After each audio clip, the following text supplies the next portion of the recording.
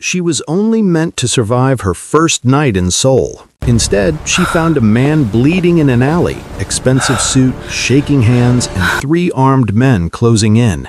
Nia Davis had no money, no backup, no reason to stop, but she did.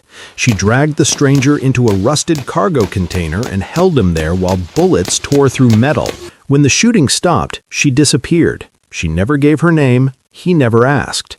What Nia didn't know that night was this: the man she saved was Choi Tae-min, one of the most dangerous figures in South Korea, and saving him didn't end the story. It started something neither of them could control. 6 years later, Nia comes back, not for thanks, not for protection, but because something from that first night followed her across borders, and now people are dying for it.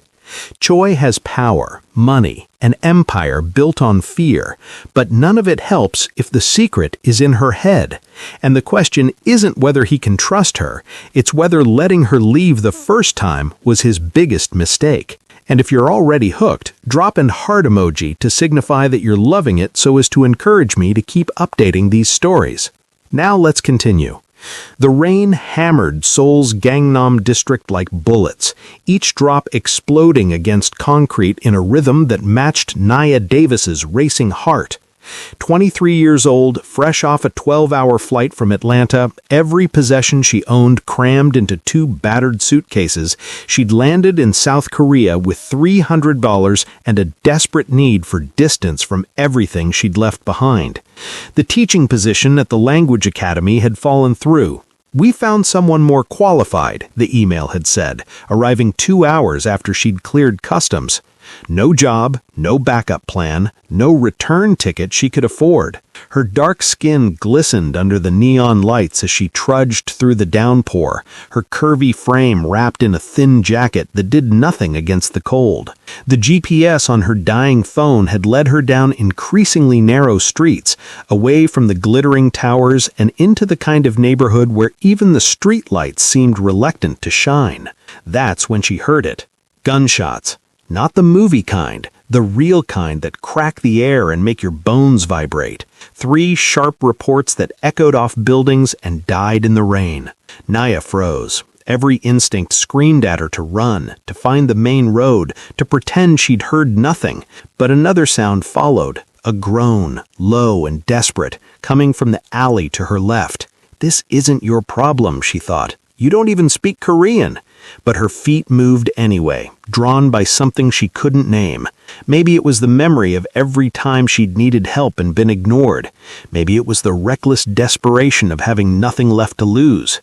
The alley was narrow, stinking of garbage and something metallic that made her stomach turn. A man lay crumpled against the wall, expensive suit soaked through, one hand pressed against his side where blood seeped between his fingers. His face was sharp, beautiful in that way that seemed carved rather than born, with features that spoke of wealth and power even as life leaked out of him. 3 men stood over him, guns drawn, speaking rapid Korean.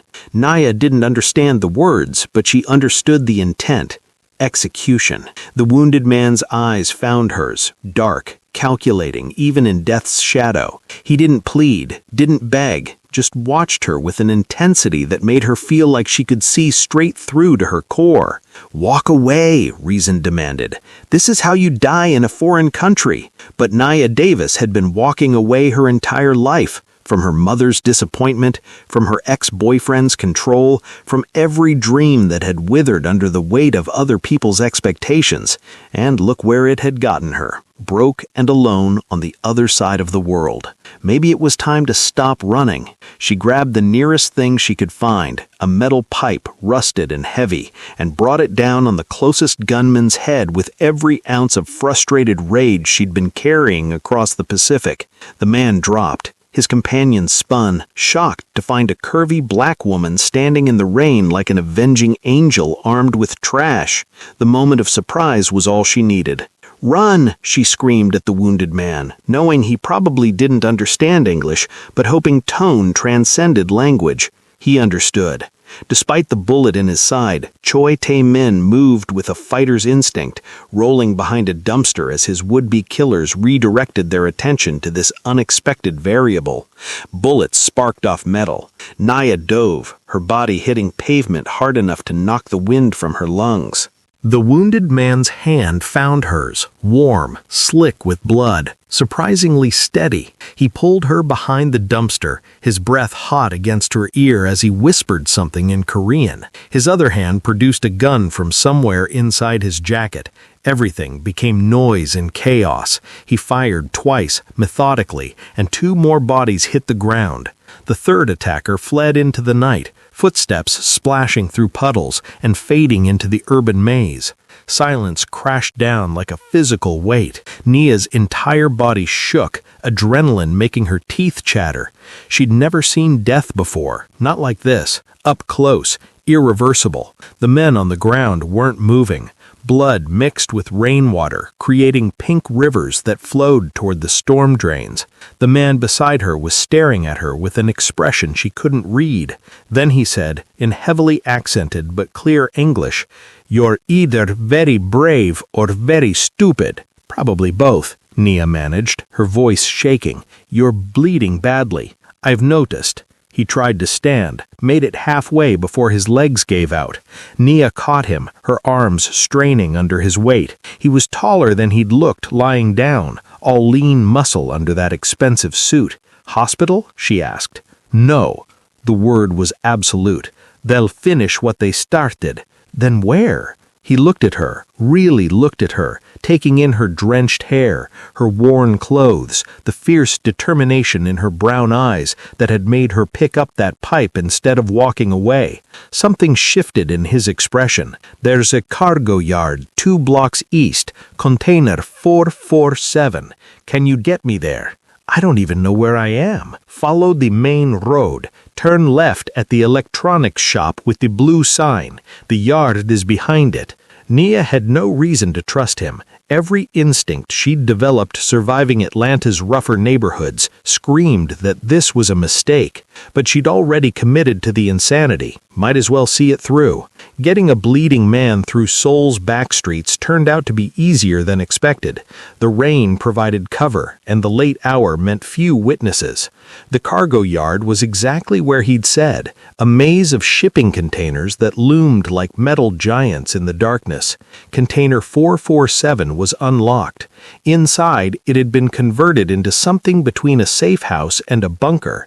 Cot, medical supplies, bottled water, and weapons. Lots of weapons. "Who are you?" Nia asked as she helped him onto the cot. "Someone who makes enemies." He peeled off his jacket, revealing a wound that looked worse under the harsh LED lantern light.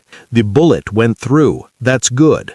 "That's good?" Nia stared at the hole in his side. "You need a doctor. I need you to clean and bandage it. The supplies are in the cabinet." He gestured to a metal locker.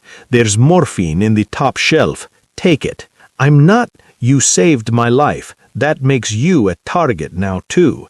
The man who ran will report back. They'll look for you." The weight of what she'd done crashed over her. Nia sank onto a crate, her hands still shaking. "I just got here. I don't even have a place to stay. I was just trying to find the hostel, and then I heard—" Her voice broke. He was quiet for a long moment, studying her with those intense dark eyes. Then, "What's your name?" "Nia. Nia Davis." "Nia Davis," he repeated, like he was memorizing it. "I'm Choi Tae-min, and I'm going to make you an offer. I don't— Stay here tonight. Help me with this wound. In the morning, I'll give you $50,000 and a plane ticket anywhere you want to go. Or," he paused, wincing as he shifted position, "or you stay in Seoul.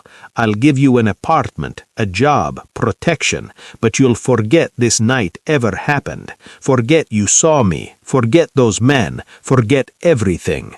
Nia's mind reeled. $50,000. That was more money she'd seen in her entire life. Enough to go home, to start over properly, to— "Why?" she asked. "Why would you do that?" "Because you picked up a pipe and attacked armed men to save a stranger." That kind of courage is rare, and because if those men find out about you, they'll kill you to tie up loose ends. I don't leave debts unpaid, and I certainly don't let innocent people die for my mistakes. What if I go to the police? He smiled, and it was a terrible, beautiful thing. The police won't help you, but I will. That's the only choice that matters right now. Nia looked at her hands, still trembling, still stained with his blood. She thought about the email that had destroyed her plans, about the empty bank account, about the life she'd left behind that hadn't wanted her anyway. She thought about the way her ex had made her feel small, how her curves had been something to mock rather than celebrate, how every door had seemed closed until she'd literally fled the country. And she thought about the moment she'd picked up that pipe, the moment she'd stopped running. "Tell me how to clean the wound," she said. Choi Tae-min's smile changed then, became almost genuine. "The supplies are in the cabinet. Start with the antiseptic. This is going to hurt." He didn't scream when she poured antiseptic into the bullet wound, but his jaw clenched hard enough that she could hear teeth grinding. She worked as carefully as her shaking hands allowed, following his calm instructions, bandaging the entry and exit wounds with supplies that were definitely military grade. "You've done this before," she observed. "Different side of the gun, usually. Should that make me feel better?" "No." He met her eyes. "Nothing about this situation should make you feel better.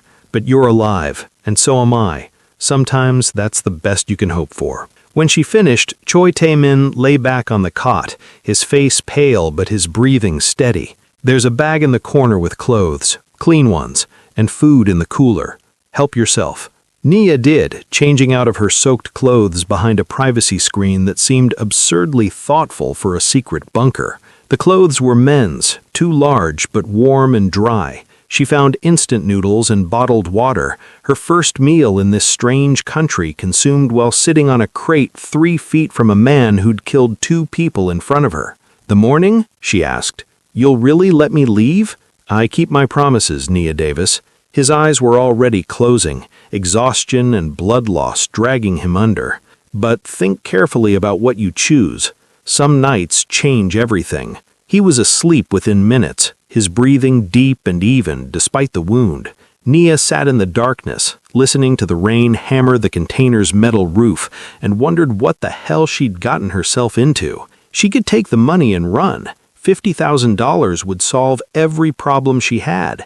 She could go home, face her mother's disappointment with a nest egg, start fresh somewhere new. But something about this night felt like a doorway, like she'd stumbled through into a different story than the one she'd been living. For the first time in years, she'd acted instead of reacted. She'd been powerful instead of powerless. And Choi Tae-min, whoever he really was, had looked at her not as something to use or control, but as someone who'd saved his life, as someone valuable. Nia pulled out the envelope she'd grabbed from the alley in the chaos. It had been lying near Choi Tae-min, and she'd snatched it instinctively when helping him run. She opened it now, finding papers covered in Korean characters she couldn't read, and a USB drive tucked into an inner pocket. She had no idea what any of it meant, but something told her it was important. When dawn broke through the container's narrow windows, Nia had made her decision. She tucked the envelope into her bag, careful not to wake Choi Tae-min, and slipped out into the Seoul morning. Not because she was running away, but because she needed to think on her own terms, without his intensity and his offers clouding her judgment. She had his envelope. If he was looking for her, that would get his attention. What she didn't know, what she couldn't know, was that the envelope contained evidence that would put a target on her back for the next 6 years, and that Choi Tae-min, the man she'd saved, would spend those same 6 years searching for the woman who'd vanished with the only proof of his brother's betrayal. Nia Davis stepped off the plane at Incheon International Airport with the kind of confidence that comes from surviving things that should have killed you. 6 years changes a person. Nia's curves were still there, if anything, more pronounced after she'd stopped apologizing for taking up space, but now they were wrapped in custom clothing that cost more than her entire wardrobe had 6 years ago. Her hair was cut in a sharp style that framed her face like a weapon. Her eyes held the kind of knowledge that comes from spending years in the shadows, learning things most people never wanted to know. She'd used those 6 years well. After leaving Seoul that morning, she drifted through Southeast Asia, taking whatever work she could find, teaching English in Bangkok, bartending in Manila, coding websites in Vietnam. But always, in her spare time, she'd been studying. Korean first, until she could read and speak it fluently, then computer security, then patterns of organized crime in Asia, because she'd opened that envelope. And once you see certain things, you can't unsee them. The USB drive had contained financial records, proof of money laundering operations that connected Choi Tae-min's organization to a rival syndicate. But more than that, it contained evidence that someone inside his organization was selling him out. The attack that night hadn't been random. It had been an assassination attempt orchestrated by someone he trusted. Nia had spent 3 years teaching herself to decode the encrypted files, using library computers and internet cafes, slowly piecing together a picture of the Seoul underworld that was far more complex than she'd imagined. And then, 2 years ago, she'd gotten recruited.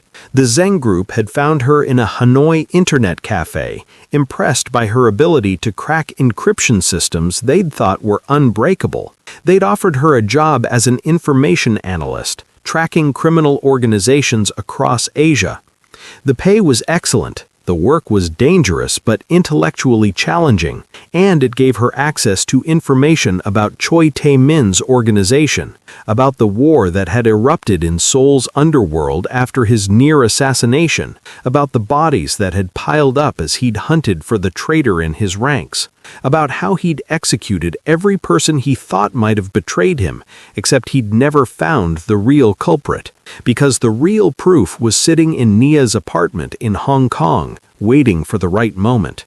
That moment was now. Seoul had changed in 6 years, grown more vertical, more crowded, more alive, but the bones of it were the same. Nia navigated the subway system with ease, her Korean fluent enough to pass for someone who'd lived here for years. She checked into a hotel in Gangnam, not far from where it had all started, and spent the afternoon confirming what her sources had told her. Choi Tae-min was still alive, still running one of the most powerful organizations in Seoul, still looking for the person who'd tried to kill him 6 years ago, and still looking for the woman who'd saved his life and vanished. Nia stood in front of her hotel mirror, studying her reflection. She'd become someone different in 6 years. The scared girl who'd picked up a pipe in the rain was gone, replaced by a woman who'd learned to navigate worlds most people didn't know existed. But she remembered that night, remembered his blood on her hands, his intense gaze, his promise to protect her if she stayed. She'd chosen to leave. Now she was choosing to come back. The question was whether Choi Tae-min would see her return as a gift or a threat. She contacted him the way she'd learned to contact dangerous men, through intermediaries, coded messages, careful protocols. She didn't use her real name. Instead, she sent a single message through channels she knew would reach him. Container 447 remembers. The response came within an hour. A time, a place, and a warning. Come alone. The place was a restaurant in Gangnam, the kind that looked ordinary but served as a front for something darker. Nia arrived at exactly 9 p.m., wearing black jeans and a leather jacket that hid the knife she'd learned to carry in Asia's dangerous places. Not that a knife would do much good if Choi Tae-min decided she was an enemy. The restaurant was empty except for 2 men at the back table. She recognized Choi Tae-min immediately, though 6 years had changed him too. The boyish sharpness had hardened into something more dangerous. Scars marked his hands that hadn't been there before. His suit probably cost more than a car, and he wore it like armor. But his eyes were the same, dark, calculating, missing nothing. He stood when she entered, a gesture of respect that surprised her. The man beside him, younger, with the build of someone who'd grown up fighting, kept his hand near his jacket in a way that suggested a gun. 6 years. Choi Tae-min said in English, his accent less pronounced than she remembered. 6 years I've been looking for the woman who saved my life. I wasn't hiding, Nia replied in Korean, watching his eyebrows rise slightly. I was learning. Learning what? Who tried to kill you that night? And who's still trying? The temperature in the room dropped 10 degrees. The younger man's hand moved closer to his gun, but Choi Tae-min held up one hand, stopping him. Sit, he said, gesturing to the chair across from him. Talk. Nia sat, maintaining eye contact, projecting confidence she'd earned through hard experience. She pulled out a tablet, opened an encrypted file, and slid it across the table. That envelope I took from the alley that night. It contained more than you realized. Financial records showing money being siphoned from your operations, but more importantly, communication logs. Encrypted, but I had 6 years to work on them. Choi Tae-min's fingers moved across the tablet with practiced ease, his expression unchanging as he read. But Nia had learned to read people in her years away, and she saw the minute tightening around his eyes, the barely perceptible clench of his jaw. This is impossible, he said finally. These accounts don't exist in any of our systems. They do now, buried in subsidiary operations you acquired 3 years ago. The trail was covered well, but I found it. Why bring this to me? You could have sold this information to my enemies, could have used it yourself. Why come back? It was a good question. Nia had asked herself the same thing 1,000 times during the flight from Hong Kong. Because you made me a promise that night, she said simply. You said you'd protect me if I stayed. I left before you could keep that promise, but I kept something of yours, and that means I owe you a debt. I don't like owing debts. You could have sent this anonymously. I could have, but there's more to this than just financial records. The person who tried to kill you that night, they're still in your organization, still working, and they're planning something bigger. The younger man spoke for the first time in rapid Korean. This could be a trap. It could be, Nia agreed in the same language, turning to look at him directly. But if I wanted him dead, I wouldn't have saved him 6 years ago, and I certainly wouldn't have spent the last 3 years tracking his enemies while working for a security firm in Hong Kong. Choi Tae-min's laugh was unexpected, sharp and genuine. You've changed. The woman in the alley was terrified. The woman in the alley was 23 and broke. I'm 29 now, and I've learned how the world actually works. Show me. Nia pulled up another file. The pattern I found suggests the betrayal goes deeper than one person. It's a network. Someone inside your organization coordinating with the Sangmun gang. The money being siphoned is funding operations against you. Small things at first. Territory disputes, supplier problems, but it's escalating. How do you know about the Sangmun gang? I've been working in intelligence for 2 years. It's my job to know. Choi Tae-min studied her for a long moment, and Nia forced herself to remain still under that intense gaze. Finally, he said, I have questions. I expected you would. That night, you vanished. I sent people looking for you. Why disappear? Because $50,000 and a plane ticket anywhere sounded good to a broke kid, but also because I wasn't ready for what staying would mean. I needed to become someone who could survive in your world before I came back. You took the envelope. I did. I didn't know what it contained until I opened it. By then, I was already gone. You could have returned it. I could have. But I wanted to understand what I'd stumbled into, and the more I learned, the more I realized you were in danger. The kind you couldn't see because it was coming from inside. And you spent 6 years preparing to tell me this. I spent 6 years becoming someone you'd believe instead of someone you'd dismiss. Which character do you relate to most right now? Nia's calculated courage or Choi Tae-min's cautious power? Drop your thoughts below and hit that subscribe button for love and tension, because this story is about to get dangerous. The silence stretched between them, heavy with unspoken calculations. Finally, Choi Tae-min nodded to the younger man. Dalton, leave us. Dalton? an unusual name for someone in Seoul, but Nia filed it away as the man stood and exited through the back, leaving them alone in the restaurant. "You want something," Choi Tae-min said once they were alone. "This isn't just about repaying debts." "No," Nia admitted. "It's not. What do you want?" "I want to find the person who betrayed you. I want to finish what I started that night when I pulled you out of that alley. And," she paused, choosing her words carefully, "I want to stop running. I've spent 6 years learning, growing, becoming dangerous, but I'm tired of looking over my shoulder. You think working with me will make you safer?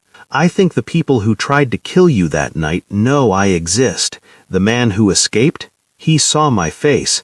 And if he's still alive, he's told people. Coming back to Seoul puts a target on my back regardless. At least this way, I'm aiming back." Choi Tae-min's smile was sharp as a knife. "You've definitely changed. The woman I met 6 years ago wouldn't have put it that way. The woman you met 6 years ago wouldn't have survived 6 years in the intelligence world. Show me what you've found. Everything." They spent the next 3 hours going through the files Nia had compiled.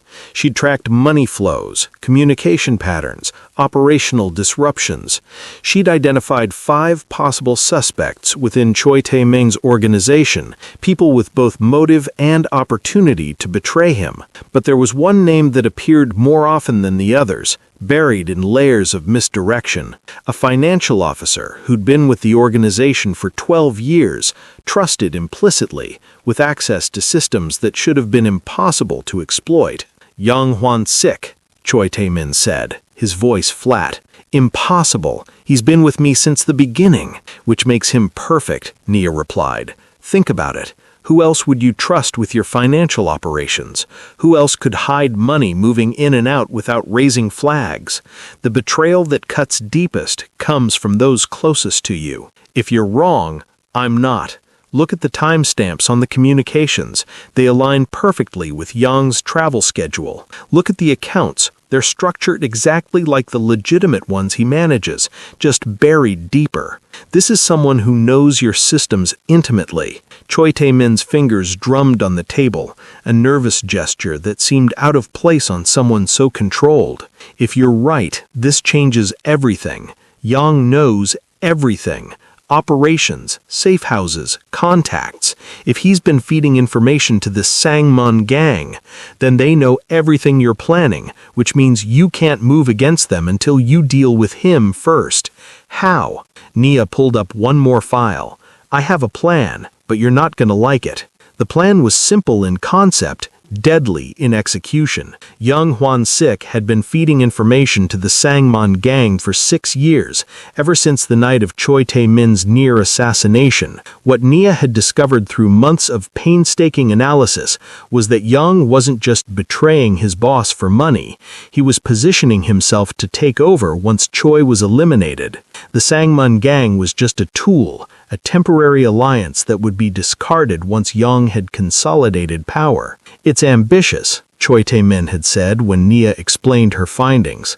"I'll give him that."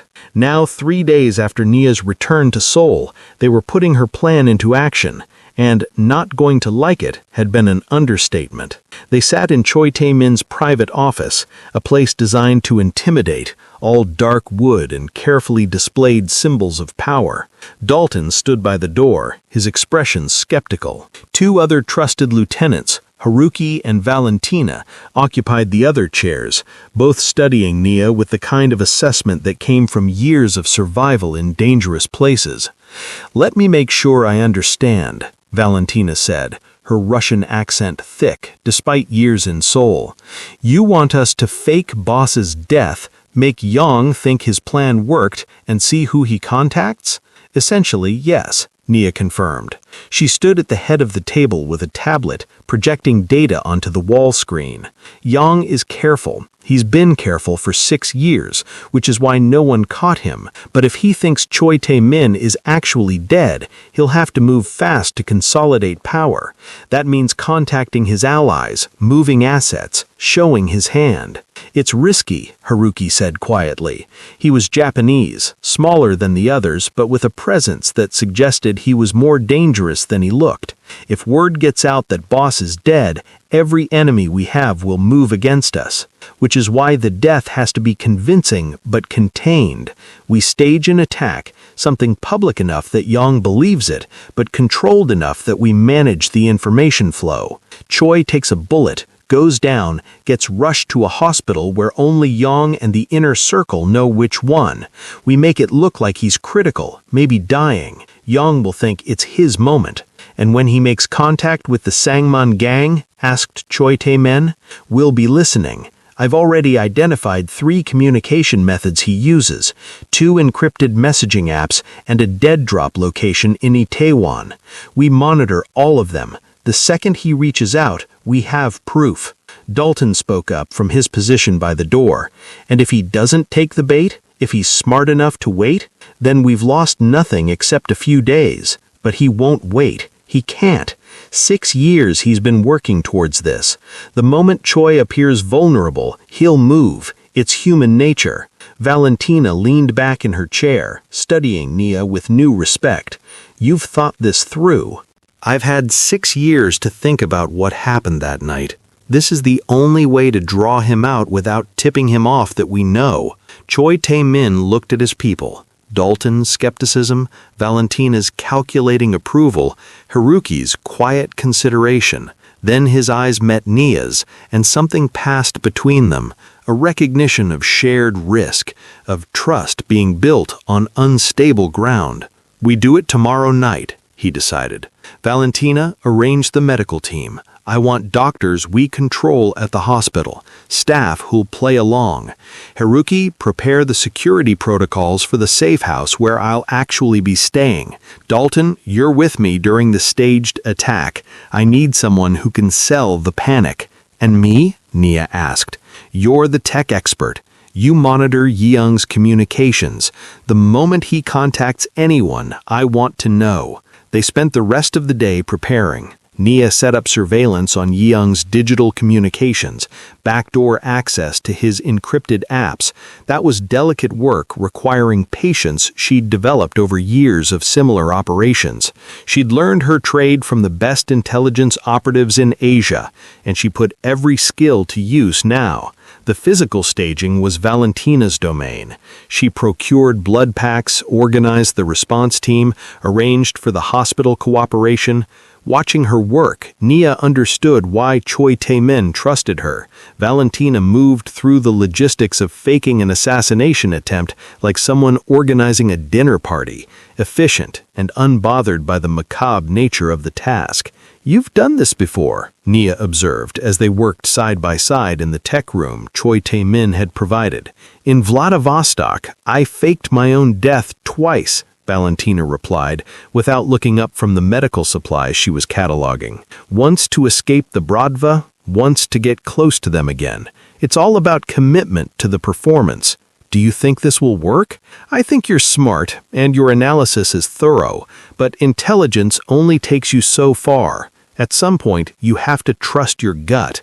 Valentina finally looked up, her pale eyes sharp. What does your gut tell you about Yeong? Nia thought about the pattern she'd tracked across 6 years, the careful way Yeong had built his betrayal, that he's been patient for a long time, but patience becomes hunger eventually. When he sees his chance, he'll take it. Good answer, Valentina smiled, and it was the first genuine warmth Nia had seen from her. Boss trusts you. That's rare. Don't make him regret it. Does he trust easily? He used to. Before that night 6 years ago, before the betrayal he still hasn't fully uncovered, he trusted his people completely. Now, Valentina shrugged, now he trusts data and demonstrated loyalty. You saved his life once, but you also disappeared for 6 years with evidence that could have destroyed him. He's watching to see which version of you is real. It was honest in a way Nia hadn't expected. And you? What do you think? I think you came back when you didn't have to. I think you're smart enough to be dangerous and brave enough to be useful. That combination is either going to save us all or get us killed. Valentina's smile sharpened. Let's hope it's the former. The staged attack happened at a restaurant in Gangnam, neutral territory where Choi might reasonably be having a business dinner. Nia watched from a van 2 blocks away, monitoring the surveillance feeds as Choi and Dalton entered the establishment right on schedule. Yeong was there too, having been invited to discuss financial matters. Nia watched his face on the camera feed, looking for any sign that he suspected something, but he seemed relaxed, comfortable, smiling as he greeted his boss. Either he was an excellent actor, or he genuinely had no idea what was coming. The attack came 20 minutes into dinner. 4 men burst through the restaurant's front entrance, guns drawn, shouting in Korean. Chaos erupted. Diners screaming, scrambling for cover. Choi Tae-min stood, reaching for his own weapon, and the first shot caught him in the shoulder. Even knowing it was staged, even having helped plan every detail, Nia's breath caught as she watched him fall. The blood pack exploded convincingly, Choi's expensive suit blooming red. Dalton returned fire, and 2 of the attackers went down, actors who'd been promised generous payment for their performance. The other 2 fled, exactly as scripted. Dalton was screaming into his phone, calling for help, cradling Choi's dying body. And Yeong? Yeong was standing 5 feet away, and his face showed perfect shock, perfect horror, perfect concern. But Nia had trained herself to look deeper, and for just a moment, less than a second, she saw something else flicker across Yeong's expression. Not concern, satisfaction. Gotcha, she thought. The ambulance arrived within 3 minutes. Paramedics, all on Choi's payroll, loaded him onto a gurney with professional urgency. Young tried to follow, but Dalton blocked him. "No one but family," Dalton said, his voice cracking with manufactured emotion. "Boss's orders. If he dies—" He didn't finish the sentence, just shook his head. Young nodded, stepping back, but Nia watched his eyes. He was calculating, already planning. She could almost see the wheels turning behind that carefully maintained mask of loyalty. The ambulance pulled away, sirens wailing. Dalton stayed behind to coordinate with the arriving police. Real police this time, but ones who understood that certain investigations into organized crime were better left incomplete. Young stood in the chaos, his phone already in his hand. "He's making a call," Nia spoke into her comms, alerting the team. "Haruki, are you picking it up?" "Got it." Haruki's voice came back through her earpiece. Regular phone call to his assistant, telling her to clear his schedule. "Boss is injured. Sounds appropriately concerned.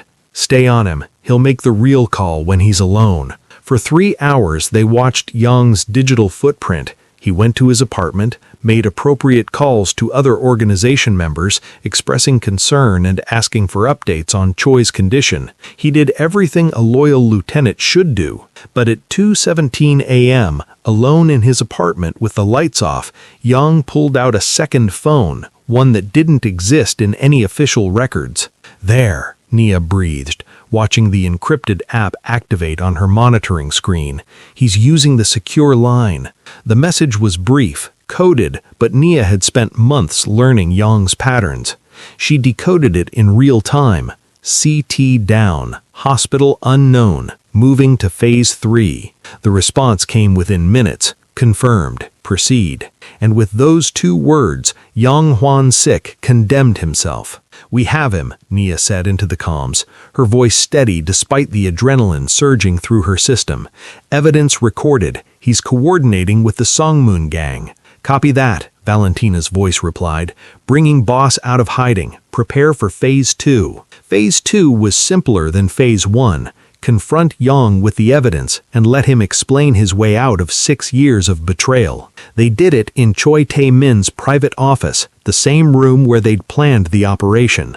Young was summoned under the pretense of an emergency meeting about security following the attack. He arrived looking tired but composed, carrying a tablet with financial reports. He walked into the office and stopped dead. Choi Tae-min sat behind his desk, very much alive, bandages visible under his shirt, but otherwise unharmed. Dalton and Valentina flanked the door. Haruki stood in the corner, his presence somehow more threatening for its quietness. and Nia sat in the chair next to Choi's desk, her laptop open, displaying 6 years of Yang's treachery in irrefutable detail. "Hello, Yang," Choi Tae-min said calmly. "I believe we need to talk." The color drained from Yang's face. His eyes darted to each person in the room, calculating escape routes, survival strategies, finding none. "Boss, Don't." The single word cut through any defense Yang might have mounted. "We have everything. Communication logs, financial transfers, your second phone, your contact with the Songmoon gang, the attack 6 years ago that you helped coordinate. All of it." Yang's composure cracked, his shoulders slumped, and for a moment he looked nothing more than a tired, middle-aged man who'd gambled everything and lost. "How long have you known?" he asked quietly. 3 days, thanks to Nia." Choi Tae-min gestured to her. "You remember her? The woman from 6 years ago? The one who saved my life that night." Yang's eyes widened with recognition and fear. "You're the person who took the envelope," Nia finished. "The evidence you were supposed to destroy before anyone saw it. I've had 6 years to work through the encryption, Yang. 6 years to learn exactly how deep your betrayal goes." "Why?" Choi Tae-min asked, and his voice held genuine hurt beneath the anger. "You've been with me since the beginning. I trusted you with everything. Why betray that?" Yang laughed, a bitter sound. "Because the beginning was a lie. You inherited this organization from your father. I built it with my mind, my planning, my financial genius. But who gets the credit? Who gets called boss? Not the Korean accountant, always the pretty face with the family name." "So it was ambition," Valentina said from the door. "How pedestrian." "Don't mock what you don't understand," Yang snapped. "I spent 12 years watching lesser men get promoted over me because they were better fighters or more ruthless. My brain built this empire, but muscles get the rewards." "Your brain also destroyed it," Nia interjected. "The Songmoon gang isn't your ally. They were using you to weaken Choi's organization before absorbing it entirely. You would never have ruled anything. You'd just be the first one they killed once Choi was gone." Yang's face went pale. "No, we had an agreement. I provide information, they support my takeover." "They lied to you," Haruki said quietly from his corner. "Just like you lied to Boss. Traitors don't trust each other, Yang. You should have known that." The weight of his mistake crashed down visibly. Yang aged 10 years in 10 seconds, understanding flooding his features. He'd spent 6 years building a plan that had been doomed from the start, betraying the one person who genuinely valued his contributions for allies who saw him as disposable. "What happens now?" he asked, his voice barely above a whisper. Choi Tae-min stood, walking around the desk to stand in front of his former friend. Now I have to decide if 12 years of loyalty before the betrayal counts for anything, if the brother I chose means more than the traitor he became." The silence stretched for a long moment. Then Choi Tae-min said, "You're going to help us destroy the Songmoon gang's operations. Every contact, every safe house, every operation you told them about, you're going to undo it all. And then you're going to disappear. New identity, new country, never to return. That's the mercy I'm offering for the 12 years before you betrayed me. And if I refuse, then Dalton demonstrates why he's my head of security, and we dump your body in the Han River. Your choice." It wasn't really a choice, and everyone in the room knew it. Yang nodded slowly, defeat written in every line of his body. "I'll cooperate," he said. "Good." Choi Tae-min returned to his desk. "Valentina will supervise. You have 72 hours to give us everything. After that, you're gone." They led Yang away, Valentina's hand firm on his arm. The door closed, leaving Choi Tae-min, Nia, and Haruki alone in the office. "You were right," Choi said, looking at Nia. "About all of it. The betrayal, the method, even the timing. How did you know he'd take the bait?" Because betrayers are paranoid. He spent 6 years waiting for his moment. The second he thought it arrived, his fear of missing it overrode his caution. You've learned a lot in your time away. I had good teachers. Nia closed her laptop, suddenly exhausted. What will you do about the Song Mun gang? With Yang's information, destroy them completely. It'll take time, but they've been operating under the assumption that we don't know they exist. That advantage dies with Yang's cooperation. Haruki spoke from his corner, his voice thoughtful. The woman from 6 years ago wouldn't have planned this operation. No, Nia agreed. She wouldn't have. But I'm not her anymore. Who are you now? Choi Tae-min asked. It was a good question. Nia thought about the terrified girl in the rain, about the years of running and learning, about the choice to come back when she could have stayed safely away. Someone who finishes what she starts, she said finally. The next 72 hours blurred together in a frenzy of intelligence gathering and operational planning. Yang, true to his word, provided everything. Safe house locations, communication protocols, financial accounts, names of corrupt officials on the Song Mun gang's payroll. The information was staggering in its scope and damning in its detail. But something nagged at Nia as she processed the data. Something in the pattern didn't quite align. She was alone in the tech room at 3 a.m., reviewing communication logs for the 5th time, when she found it. Or, rather, found what wasn't there. That's impossible, she muttered, pulling up another file. Choi Tae-min's voice from the doorway made her jump. What's impossible? She hadn't heard him enter. He was dressed casually, unusual for him, in dark jeans and a black sweater, holding 2 cups of coffee. He offered her one, and she accepted gratefully. The timeline doesn't work, she said, gesturing to her screen. Yang provided us with communication records going back 6 years, but there's a gap, 2 months right after your attempted assassination. No contact with the Song Mun gang, no encrypted messages, nothing. He was being careful, Choi suggested, settling into the chair next to her. No, Yang's careful all the time, but he's also consistent. Every other period shows regular contact, even if it's just check-ins. But this 2-month gap? Complete silence. Nia pulled up another window. And that's when the Song Mun gang was most active against your operations. Why would Yang go dark when his allies needed him most? Choi Tae-min leaned forward, his expression sharpening. Unless he wasn't the one feeding them information during that period. Exactly. Someone else was. Nia's fingers flew across the keyboard, pulling up financial records. Look at this. During those 2 months, there were 6 operations against your organization. Each one hit targets that only a handful of people knew about, but Yang didn't have access to 3 of those targets. Who did? Nia cross-referenced the data, her heart sinking as the answer emerged. Dalton. The name hung in the air like poison. Impossible, Choi said, but his voice lacked conviction. Dalton's been with me for 8 years. He saved my life more times than I can count. I know, which makes him perfect. Nia pulled up more files, her hands shaking slightly.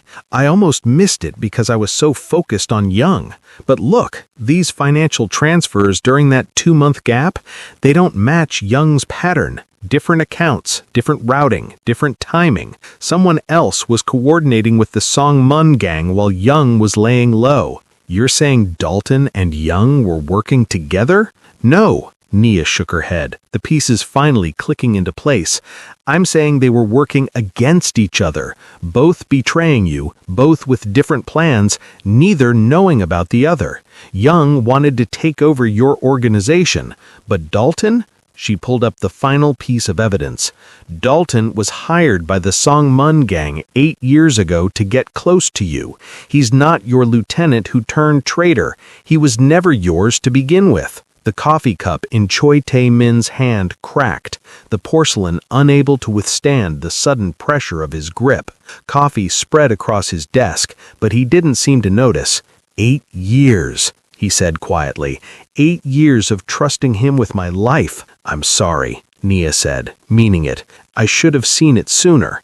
How could you? I didn't see it, and I've worked beside him every day. Choi Tae-min stood abruptly, pacing to the window.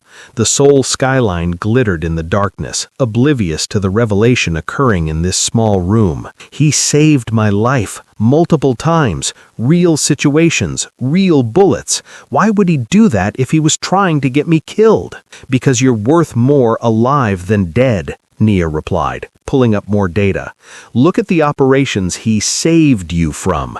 Each one drove you deeper into conflict with rival organizations.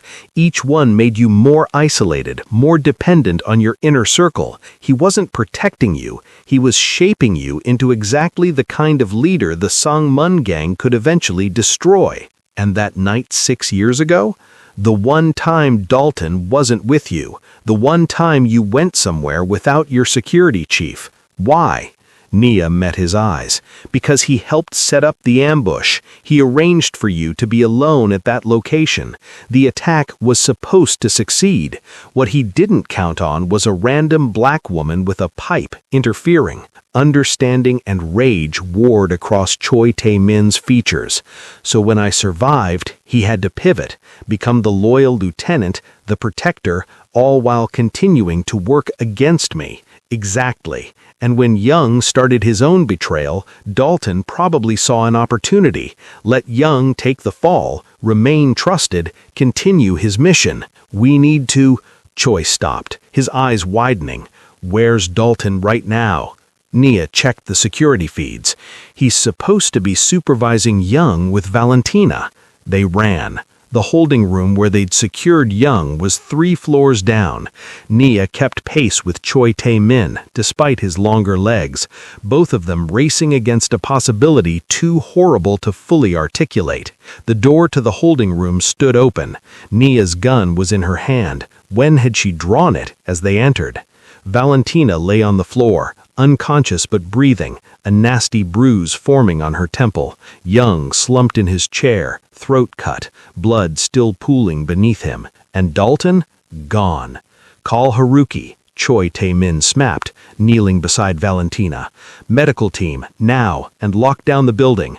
But even as he gave orders, Nia knew it was too late. Dalton had a head start, and 8 years of embedded knowledge gave him advantages they couldn't immediately counter. He knew every safe house, every protocol, every contingency plan. Valentina came around as the medical team arrived, her eyes unfocused but furious. He hit me from behind. Coward. I never even saw. She spotted Young's body and cursed in Russian. He got what he wanted. Did Young talk before he died? Everything. Dalton asked specific questions about the Sangmun gang's operations. I thought, Valentina's expression twisted with self-recrimination. I thought he was gathering intelligence for Boss. Instead, he was warning them. How long ago? 20 minutes, maybe less. 20 minutes. In 20 minutes, Dalton could have reached any number of safe locations, could have warned the Sangmun gang that their infiltration had been discovered, could have disappeared into Seoul's underbelly with 8 years of intelligence to sell. But the response says, target remains unchanged, payment upon completion. Choi, I think the assassination attempt 6 years ago was a paid it. Someone specific wanted you dead, and they contracted this network to make it happen. Choi's expression darkened. The network was hired by someone else? That's what it looks like. And whoever hired them, they're still paying. This isn't just about territory or business. Someone has a personal vendetta against you, and they've been funding attempts on your life for at least 6 years, maybe longer. Any idea who? Nia had spent the past week working on exactly that question. She pulled up another file, this one showing financial trails that went back years before the assassination attempt. The money comes through so many shells and offshore accounts that tracing it fully would take months, but I found a pattern. The original payment was made from a Hong Kong account, and look at the timing. She showed him a transaction log. This payment was made 3 days before your father died. The silence that fell was heavy with implication. My father's death was ruled natural causes, Choi said carefully. Heart attack. I know, I checked the records, but what if it wasn't? What if someone wanted him dead and then immediately went after you to eliminate the succession? What if this has never been about territory or business, but about destroying your entire family? Choi stopped, processing. That's a level of planning that goes beyond normal criminal rivalry. Exactly, which means whoever is behind this, they're not just a crime boss. There's something else. Someone with resources, patience, and a specific reason to want your family eliminated. Nia pulled out the last piece of her research, the one that had kept her up for the past 3 nights. I found something else in your father's old files, the one stored in your secure archive. 3 months before he died, he was investigating a breach in his organization. Someone had stolen a significant amount of money, and your father was close to identifying them. Then he died, and the investigation ended. You think whoever stole the money killed my father, and then tried to kill you to cover their tracks completely? Nia met his eyes. Choi, I think the person who hired this network to kill you is someone who knew your father well, someone who had access to the organization's inner workings, someone who's been operating in the shadows for years, building power while eliminating anyone who might expose them. Do you have a name? Not yet, but I have a lead. She showed him a final document, a property record from Hong Kong. This building is owned by one of the shell companies that paid for your assassination. I cross-referenced it with your father's records, and 3 months before his death, your father had a meeting there. With who? The record just says HK contact, but whoever it was, they were important enough that your father met them personally. Choi stared at the address, his mind clearly racing through possibilities. My father had many contacts in Hong Kong. Business partners, rivals, family friends, it could be anyone, which is why we need to go there. Singapore is important, but Hong Kong is where this started. If we want to really end this, to stop looking over our shoulders for the next assassin, we need to find out who hired the network and why. That's a hunt that could take months, years even. I know, Nia said quietly, but it's necessary. The network is a symptom. Whoever hired them is the disease. We can spend our lives fighting symptoms, or we can cure the disease. Choi walked to the window, looking out over the Seoul skyline he'd fought so hard to control. When he spoke, his voice was thoughtful. 6 years ago, you saved my life in an alley. You could have walked away then. You could have walked away any time since. Why keep fighting this fight? Nia joined him at the window. Because that night in the alley, I stopped running from things. I started running toward them. And because, she paused, finding the right words, because you looked at me like I mattered. Not my curves, not my color, not any of the things people usually define me by. Just me. Someone who'd chosen courage over safety. I'd spent my whole life being invisible or being reduced to stereotypes. In that alley, covered in blood and rain, I was finally just Nia, someone who'd saved a life. That's worth fighting for. So this is about proving yourself? No, it's about being myself, the self I discovered that night. Nia smiled slightly. The network, the conspiracy, the danger, that's all real and important, but what keeps me here is simpler. I can do it again, but you? He looked at his former security chief. You only get to betray someone once. What happened next unfolded in slow motion. One of the gang members drew his weapon, either panic or stupidity guiding his hand. Haruki's bullet caught him before his gun had fully cleared the holster. The warehouse erupted. Nia dove behind a support column as gunfire sparked off metal. She'd trained for this, practiced in ranges and controlled environments, but the reality of combat was different. Louder, more chaotic, filled with the smell of cordite and fear. She returned fire with controlled bursts, watching gang members fall. Valentina moved like a dancer, all grace and economy of motion, each shot precise. Raven and Tomas had flanked from the east, creating crossfire that left the Sangmoon gang with nowhere to hide.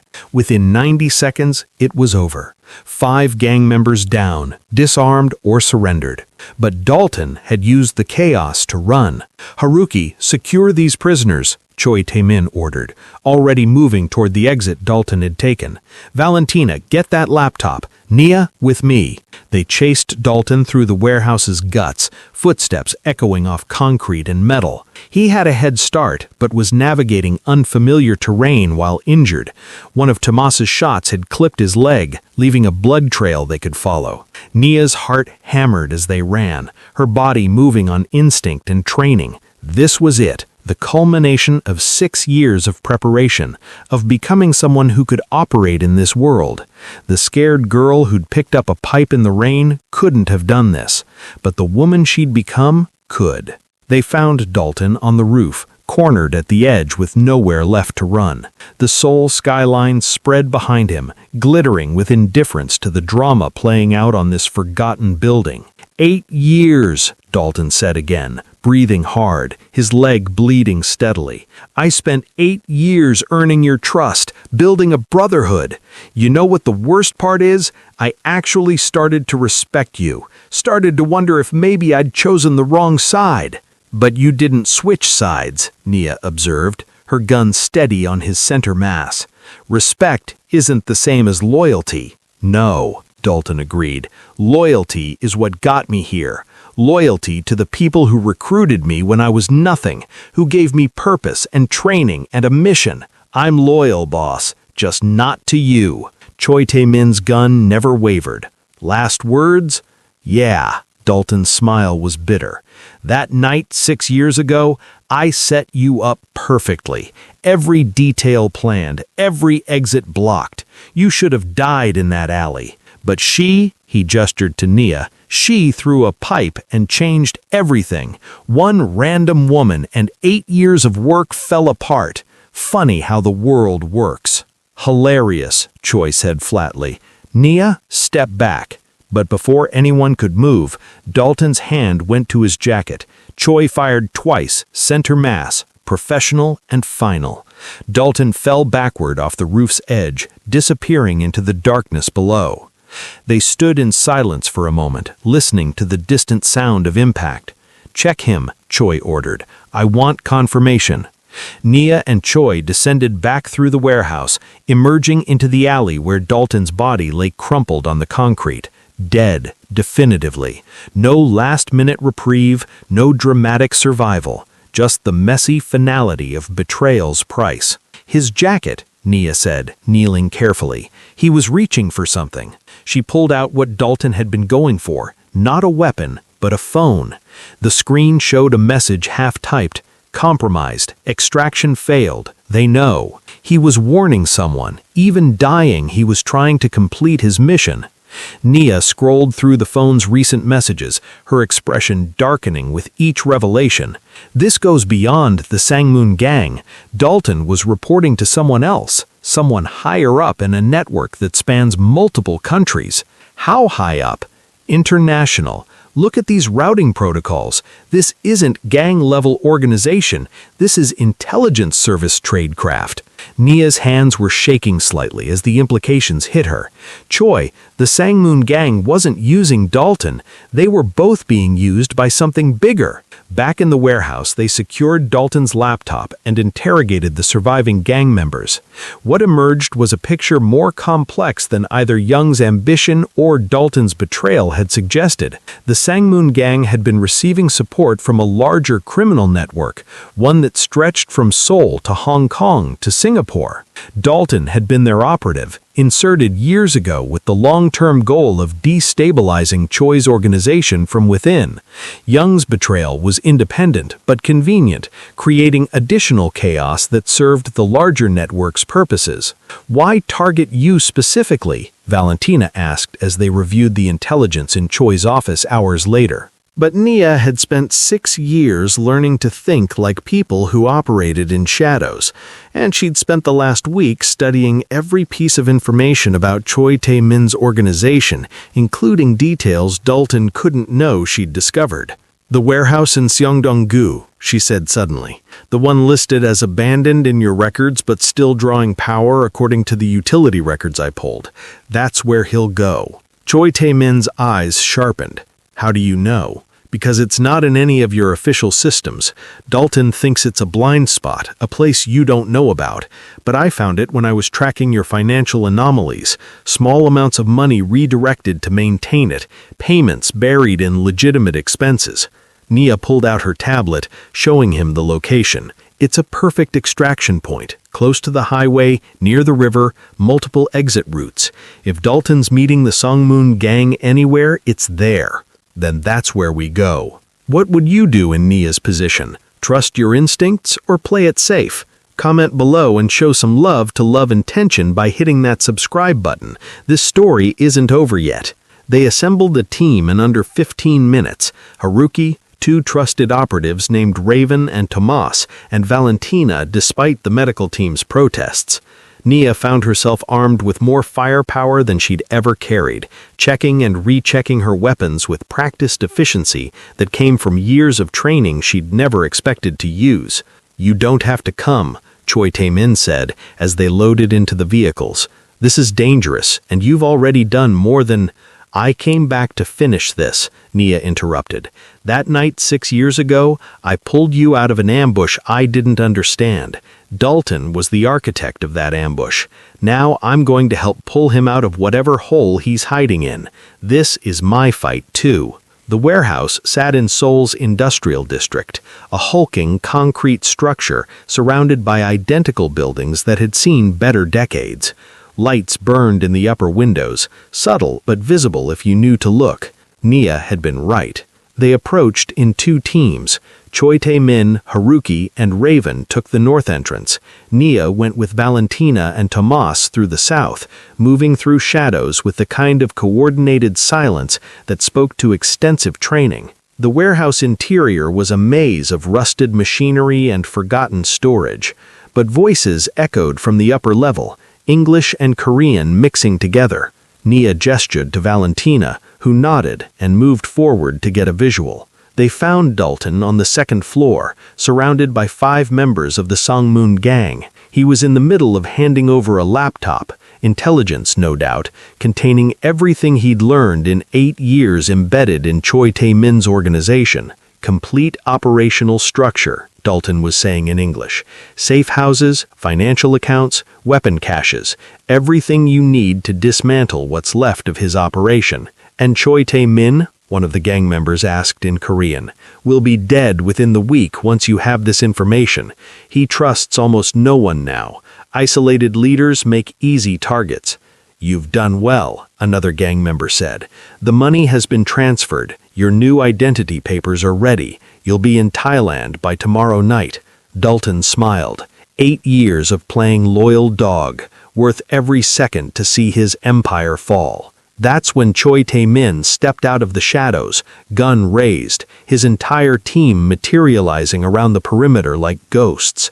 8 years, Choi said, his voice carrying the kind of cold fury that made everyone in the room freeze. 8 years of brotherhood, of trust, of me believing you'd die for me when you were just waiting for the right moment to sell me out. Dalton's face went through several emotions, shock, fear, calculation, before settling on resigned defiance. "Boss, I should have known you'd figure it out eventually. You should have known better than to underestimate the woman who saved my life 6 years ago. Nia found what you and Young both tried so hard to hide." Dalton's eyes found Nia standing beside Valentina with her gun steady. Something flickered in his expression. Respect, maybe, or regret. The woman from the alley. I always wondered if you'd show up again. 8 years of planning undone by a random act of kindness. Not random, necessary, just like this is necessary. The Songmoon gang members were calculating their odds, hands moving toward weapons. Choi Tae-min's team had them outnumbered and outpositioned, but desperation makes people stupid. "You can't win this," one of the gang members said to Choi. "We have your entire operation mapped. Kill us and 20 more will come for you." "Then I'll kill them too," Choi replied simply. "I've built this organization 3 times over the past 8 years. Every time Dalton undermined it." Dawn was breaking over Seoul, painting the sky in shades of pink and gold. Because my organization has been interfering with their operations without realizing it, Choi replied, studying the network diagram Nia had constructed. Territory I control, shipping routes I've locked down, contacts I've cultivated, all of it disrupts their supply chains and financial flows. They've been trying to eliminate me for years. Dalton was just their most successful attempt. Until Nia, Haruki observed quietly from his corner. Everyone looked at her. Nia, who'd saved Choi's life with a pipe in an alley, who'd spent 6 years becoming someone who could decode the conspiracy, who'd returned when she could have stayed safe in Hong Kong. Until me, Nia agreed. But this isn't over. This network, it's still operating. We stopped Dalton and neutralized the Sangmoon gang, but the larger organization is still intact. So what do? Valentina asked. Nia pulled up a file on her laptop, the one she'd been compiling for the past 6 years, the one that went far beyond just Young's betrayal. We go after them, all of them, every node in the network, every operation they're running. We don't just defend, we attack. Choi Tae-min studied her, and Nia saw something shift in his expression. Recognition, perhaps, or understanding. You've been planning this for a long time. 6 years, Nia confirmed. I told you I spent that time learning. This is what I learned, that the attempt on your life was part of something much larger, that stopping one traitor wouldn't be enough, that to really finish what I started that night, I'd need to dismantle the entire organization that wanted you dead. That's not just dangerous, Haruki said. That's suicidal. Networks like this don't fall easily. I know. That's why I came back. Nia looked at each of them in turn.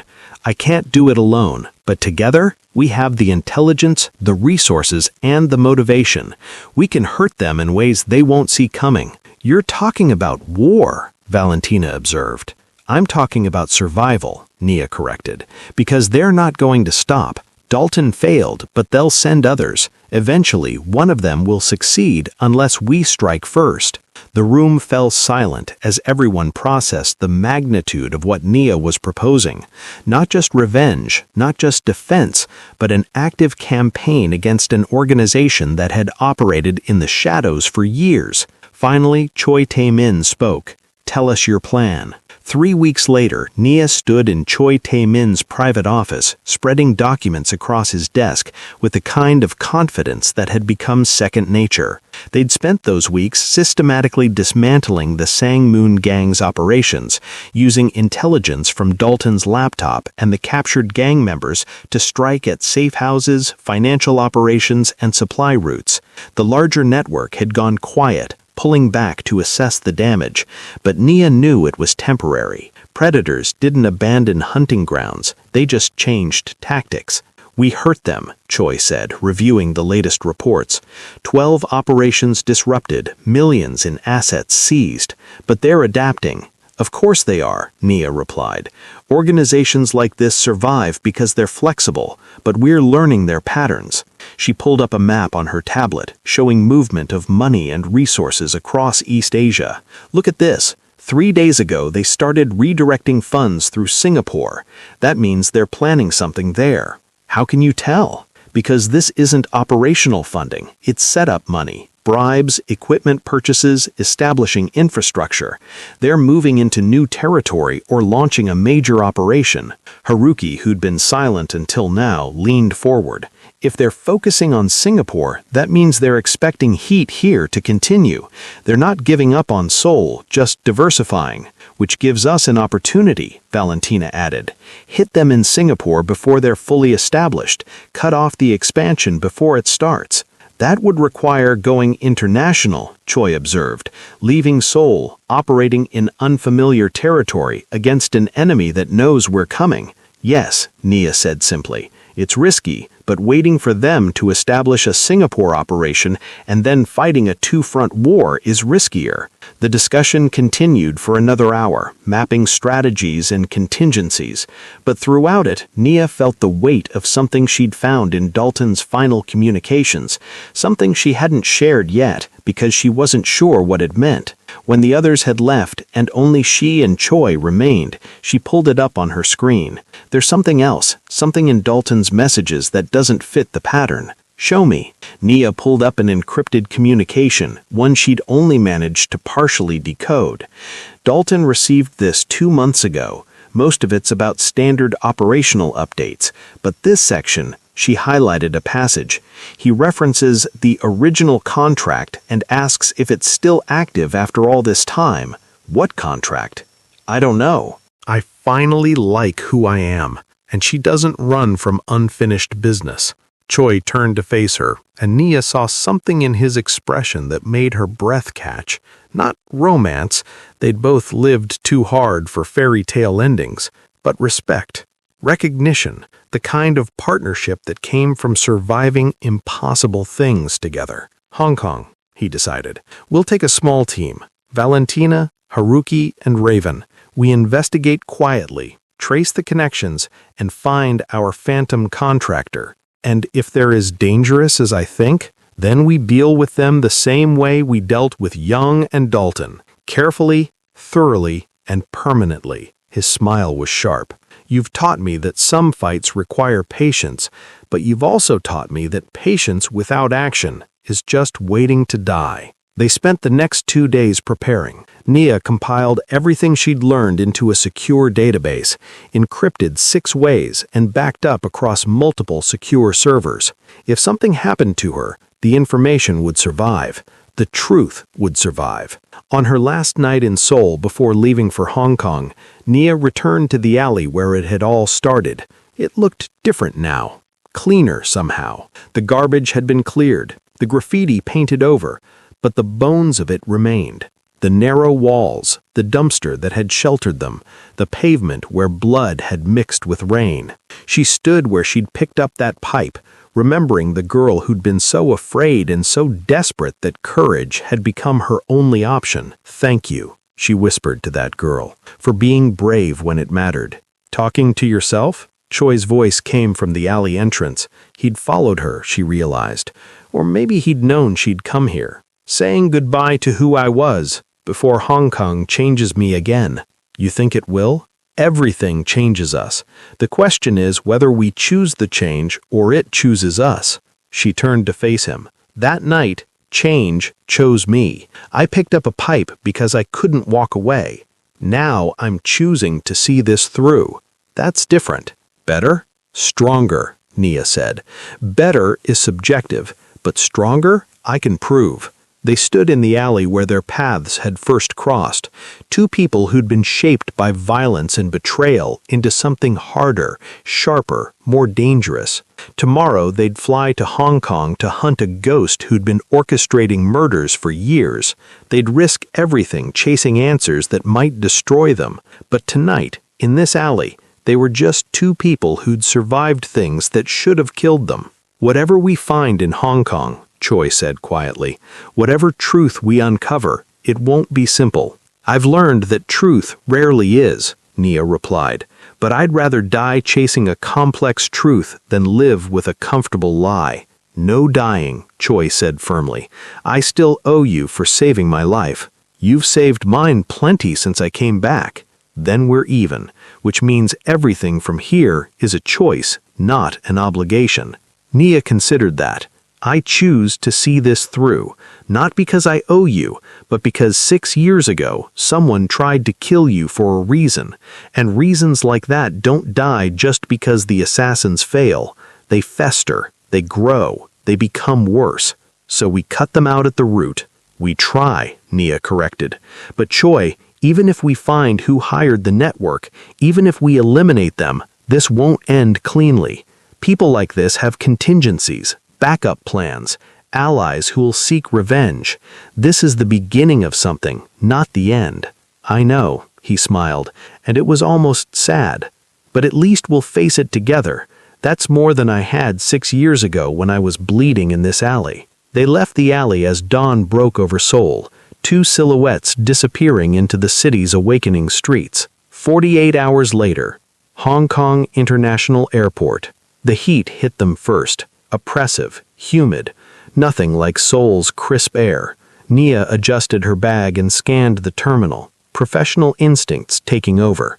Hong Kong was bigger than Seoul, more chaotic, a city where money flowed like water and secrets accumulated in layers.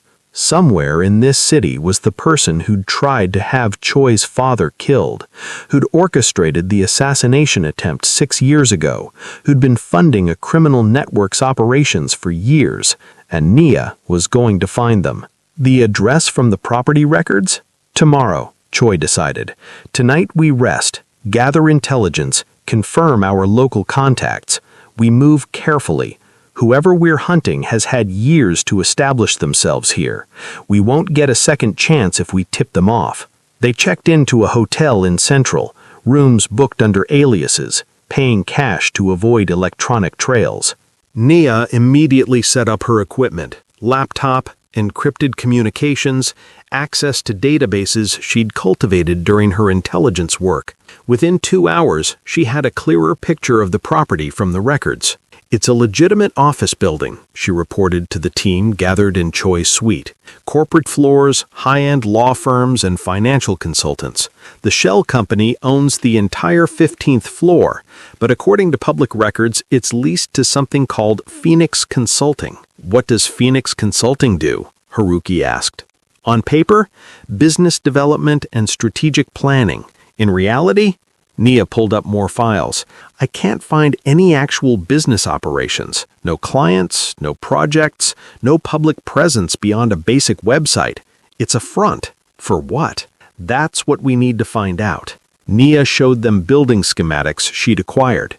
Security is corporate standard. Keycard access, cameras, security desk. But the 15th floor has additional protocols. Biometric scanners, reinforced doors. Whatever Phoenix Consulting really is, they value privacy. Can you get us in? Raven asked. She was the quiet one, all efficiency and lethal competence. Yes, but it'll take time to bypass their systems without triggering alarms. 3 days, maybe 4. We don't have 4 days, Choi said.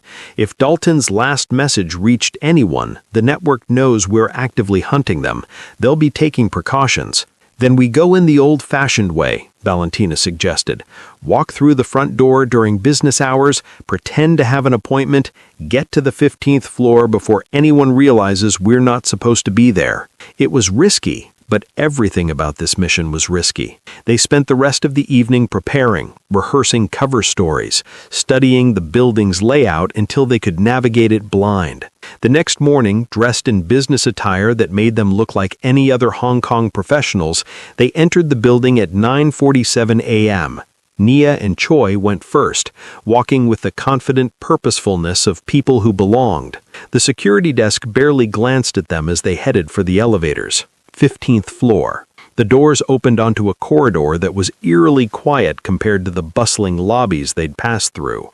Expensive art hung on walls, the kind that spoke of serious money. And at the end of the corridor, through glass doors marked Phoenix Consulting, Nia could see someone working at a desk. She memorized every detail in a glance, the face, the build, the way they moved. Then her blood went cold, because she recognized them. Not from her intelligence work, not from Dalton's files or Young's confessions, from her childhood in Atlanta, from a life she'd left behind when she fled to Seoul. The person who'd orchestrated Choi's father's death, who'd funded assassination attempts for years, who'd built a criminal network spanning continents, was someone Nia had known long